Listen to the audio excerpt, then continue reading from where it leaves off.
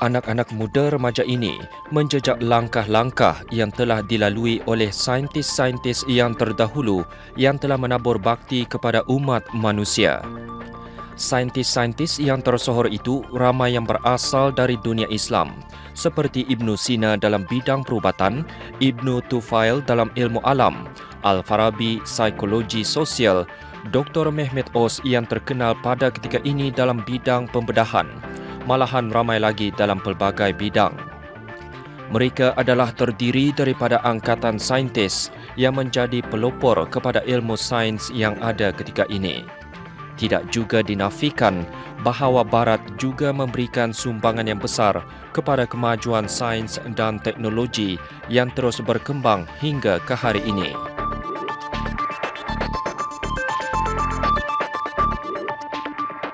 Negara Brunei Darussalam memandang berat tentang perkembangan ilmu dan aplikasi sains dan teknologi.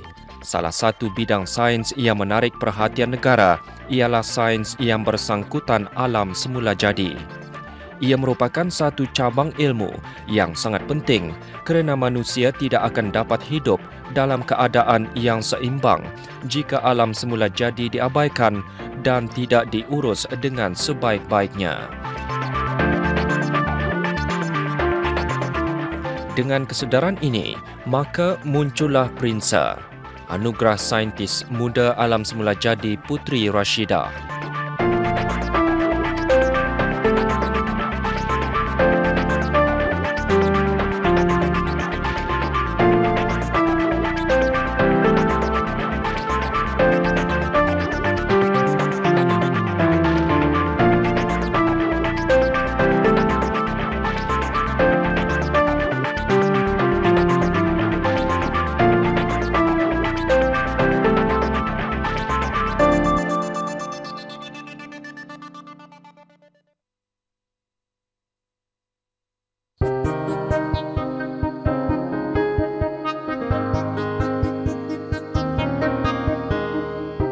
Tahun ini PRINSA memasuki tahun yang ke-15. Ini bererti PRINSA bukan sahaja tabah bertahan, bahkan juga telah berjaya meningkatkan kualiti pengurusan anugerah, pemantapan saingan, kaedah penyelidikan dan sebagainya.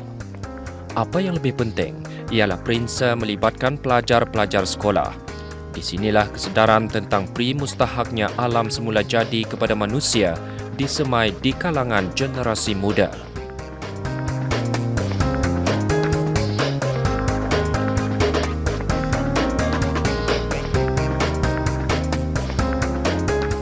PRINSA adalah mengambil sukut nama Puteri Sulung ke bawah Duli Yang Maha Mulia, Paduka Seri Baginda Sultan dan Yang di-Pertuan Negara Brunei Darussalam dan ke bawah Duli Yang Maha Mulia, Paduka Seri Baginda Raja Isteri, iaitu Yang Teramat Mulia, Paduka Seri Pangeran Anak Puteri Rashidah Sa'datul Bolkiah.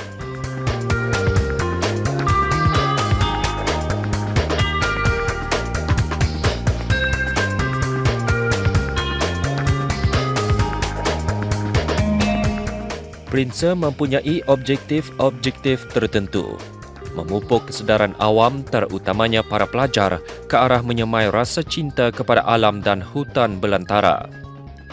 Mewujudkan satu generasi saintis-saintis muda yang akan menjadi tulang belakang di masa depan, bersedia untuk berbakti kepada alam dan pemeliharaan hutan.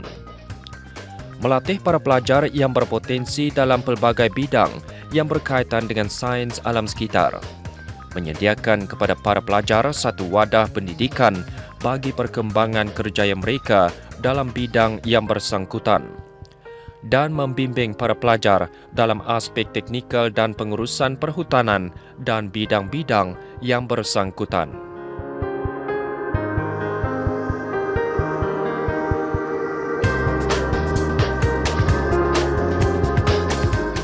Dapatlah dihuraikan bahawa tujuan atau matlamat PRINSA itu amatlah jelas, iaitu untuk melahirkan saintis-saintis muda yang terdiri daripada anak-anak watan untuk melestarikan hutan dan alam sekitar sekarang dan masa depan agar ianya dihargai, dihormati, dimanfaatkan dengan cermat dan ramah.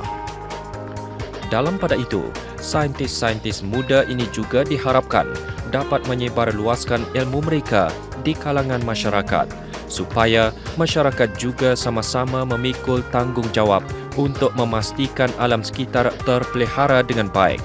Pemahaman yang perlu dijiwai ialah manusia memerlukan hutan dan alam sekitar, bukan sebaliknya.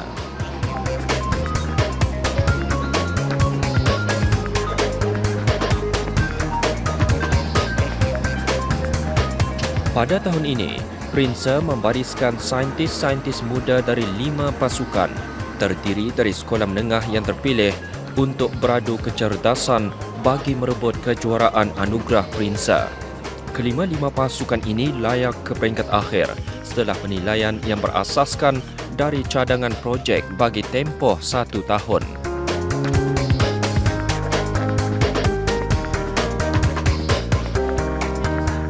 Kelima-lima pasukan ini mempunyai kelebihan masing-masing dengan matlamat untuk menghasilkan penemuan saintifik yang boleh dimanfaatkan bagi masyarakat, kajian lanjutan dan kesejahteraan lingkungan.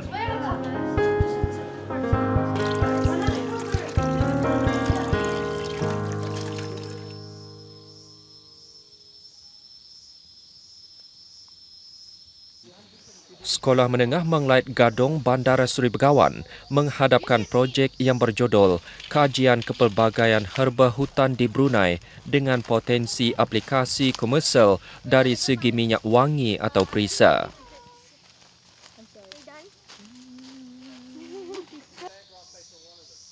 Pasukan ini terdiri daripada 8 pelajar di bawah penyeliaan 2 orang guru. Where is it?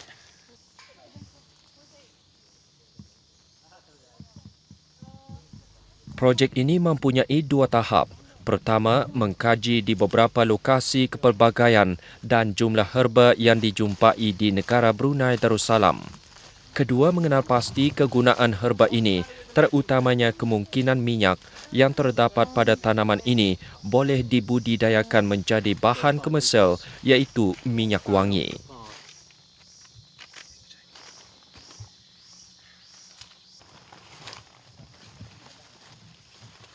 Kapten Pasukan Awang Muhammad Haziq Israq bin Zainal Arifin menyatakan antara herba yang dijumpai ialah bawang hutan.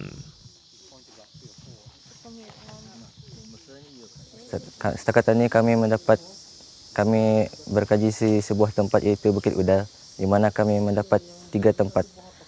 Awal-awal sekali kami menyukat.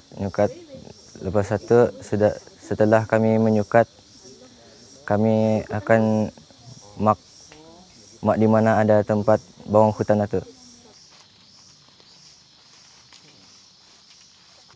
Naib Kapten Pasukan Dayang Chua Jia Ying melahirkan rasa optimis tentang kejayaan pasukannya. 4x4. What we hope to get from this project is how much oil we can extract from the leaf that we found, which is bawang hutan. And I don't know, I hope we do well in this project.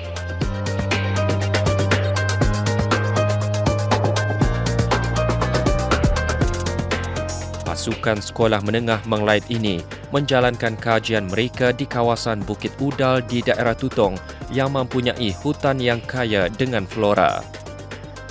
Semangat berpasukan yang tinggi jelas kelihatan. Setiap ahli menjalankan peranan masing-masing sama ada di lapangan mahupun dalam bilik makmal kajian.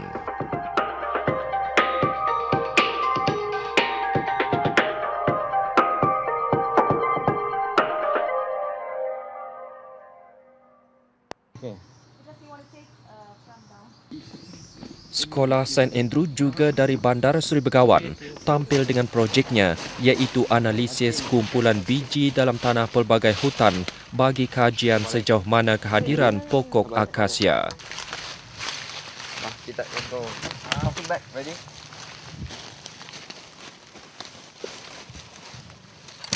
Pasukan ini terdiri dari beberapa orang pelajar sekolah St. Andrew beserta 2 orang penyelia.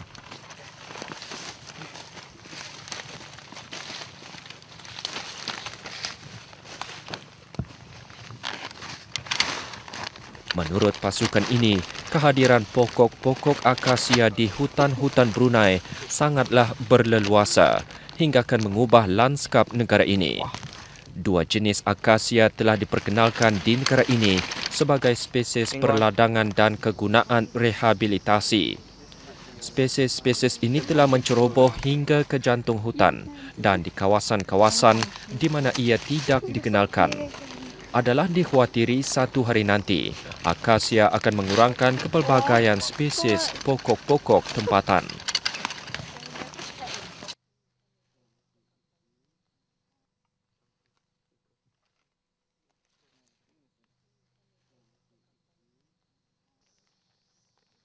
Analisis yang dijalankan diharap akan memberi gambaran sejauh mana pokok-pokok akasia mempengaruhi lanskap hutan-hutan di negara Brunei Darussalam.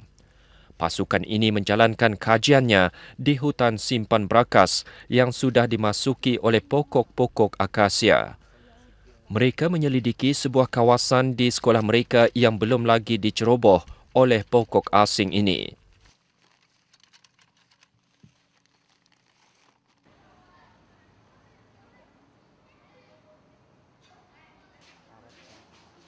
Kapten pasukan Ting Kuang Ning berkata contoh-contoh tanah yang digali akan dianalisa di makmal dengan menggunakan dua kaedah. Pertama dengan perawatan haba dan yang kedua perawatan tanpa haba.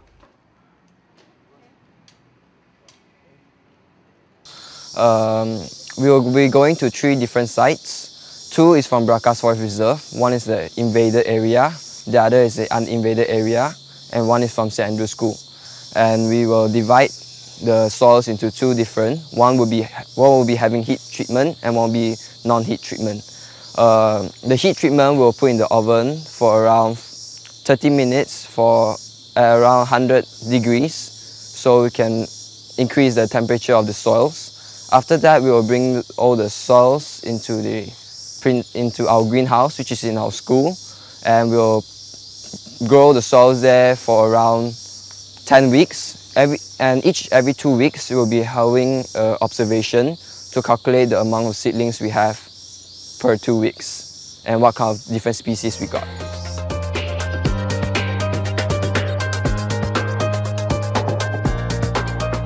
Saintis-saintis muda ini menunjukkan dedikasi yang tinggi dan sangat berharap kajian yang dijalankan itu akan dapat hasil yang memuaskan. Sekurang-kurangnya membuka jalan bagi kajian yang lebih lanjut lagi dalam mencari jalan untuk mempertahankan spesies-spesies pokok tempatan dari ancaman tumbuh-tumbuhan asing.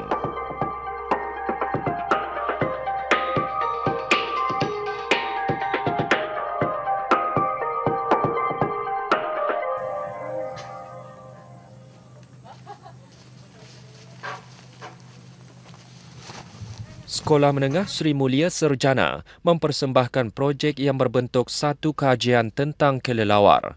Khususnya saintis-saintis dari sekolah ini akan menyelidik tempat persinggahan dan tabiat makan kelelawar serta pengaruh mereka terhadap sistem eko hutan bakau di Brunei Darussalam.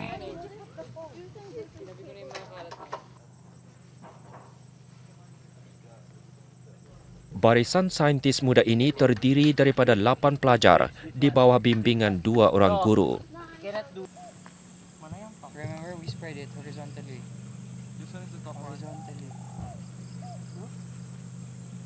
Hipotesis mereka ialah aktiviti dan populasi kelelawar sama ada mempengaruhi kadar pertambahan pokok-pokok atau sebaliknya melalui proses pendebungaan.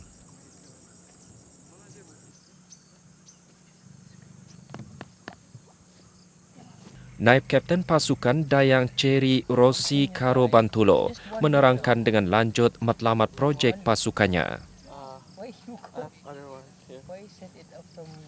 We're doing the investigation of the general roosting and feeding behavior of dawn bats, Eunycteris spelaea, on selected sites. As you can see here, we're currently in Jurudong because this is one of our selected areas, and the other area is at Biribi. What we're currently doing right now is to collect data for our future analysis, because these data are very important for our theory, so that we can prove our theory.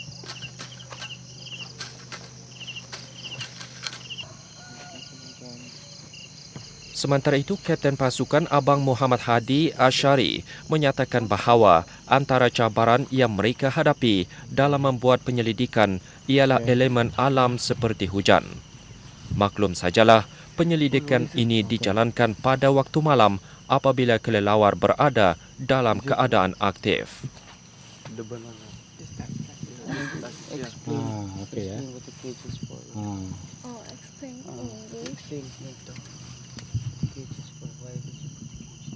In Biribi, we caught one bat and one owl, which we are yet to identify the species. Last week, we are going to set the net, and due to the rain, we hadn't caught any. But after a period of time, we are going to check the site whether it has any significant differences.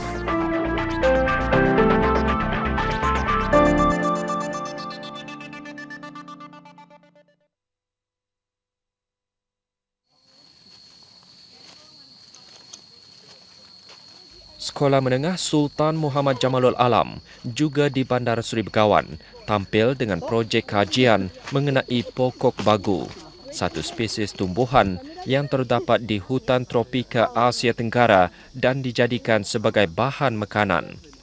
Tajuk projek adaptasi pokok bagu dalam lingkungan buatan manusia.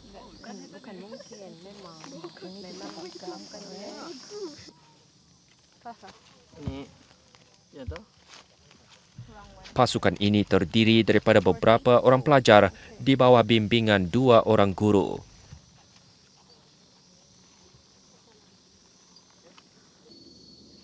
Untuk mencapai matlamat kajian ini, mereka mengajukan 3 persoalan utama. Pertama, apakah terdapat hubungan antara struktur spesies bagu dengan keupayaannya untuk hidup dalam lingkungan berbeza? Kedua, apakah pohon-pohon yang berhampiran dan lingkungan fizikal setempat mempengaruhi populasi dan kualiti spesies? Dan yang ketiga, apakah campur tangan manusia berperanan terhadap kadar pertumbuhan dan kualiti spesies?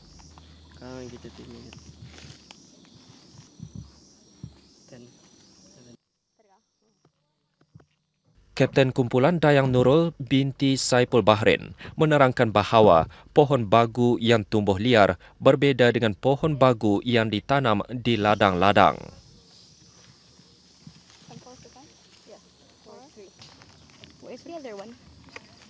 Pohon bagu ialah tumbuhan yang liar yang tumbuh di kawasan hutan belukar dan di atas bukit yang tanahnya lembap. Dan ia selalu diiringi dan dilindungi oleh pokok yang tinggi.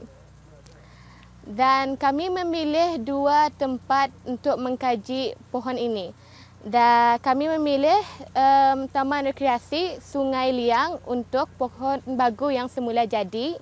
Dan ladang ini iaitu ladang Haji Zainal untuk pokok bagu yang ditanam.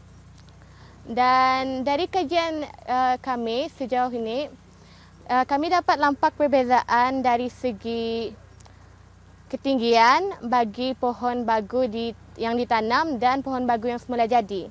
Seperti yang dilihat di sini, kebanyakan pohon bagu mereka mempunyai ketinggian yang kurang lebih sama, manakala yang ada di Sungai Liang ada yang tinggi ada yang rendah, ianya berbeza-beza.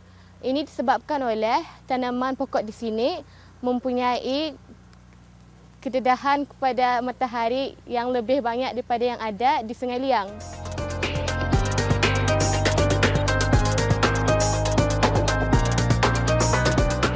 Antara harapan pasukan ini ialah satu hari nanti, pohon bagu akan dapat dibudidayakan secara komersial dan dapat pula ditanam di kebun-kebun halaman rumah.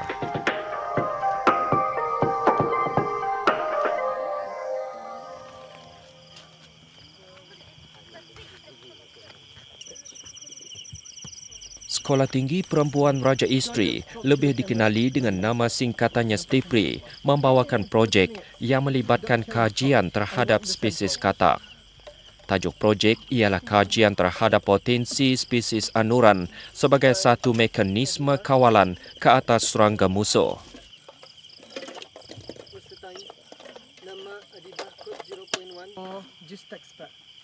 Pasukan sekolah ini terdiri daripada beberapa orang pelajar yang terpilih yang diawasi oleh 2 orang guru.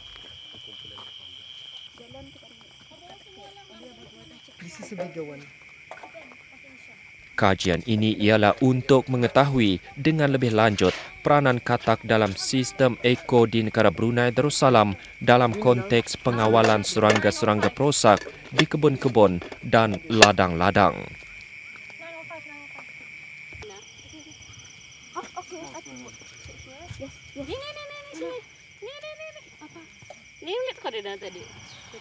Dapatlah dikatakan, katak memberikan sumbangan yang baik untuk mengimbangi populasi serangga perosak. Dengan demikian, peranan katak-katak sedikit sebanyak mengurangkan penggunaan racun-racun kimia dalam pengawalan musuh tanaman.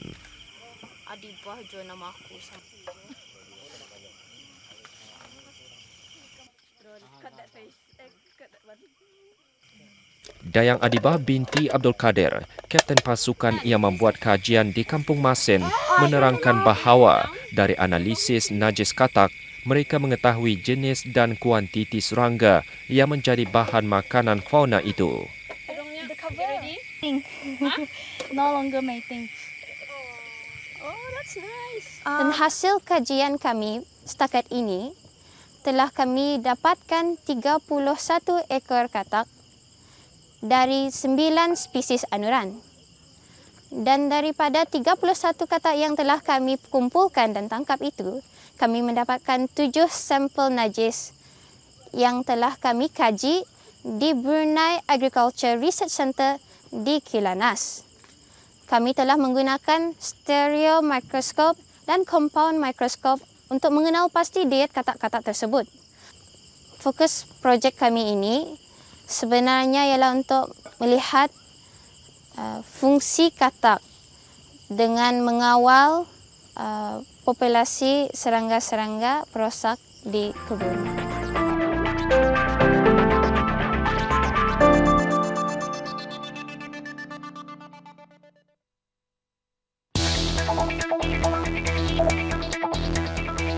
Kelima-lima pasukan bersaing hebat dalam Prinsa 15 ini. Kesemuanya mengenengahkan teori masing-masing dengan didokong oleh kajian-kajian yang berkredibel yang dijalankan di lapangan dan di bilik-bilik makmal. Bahan-bahan yang dikaji adalah bermacam-macam, dari kelelawar hingga kepada katak, dari pokok bagu hingga kepada pokok akasia dan bawang hutan. Inilah keunikan Prinsa 15 yang membariskan saintis-saintis muda yang berbakat. Syabas kepada saintis-saintis kita dan diucapkan selamat bertanding bagi merebut kejuaraan.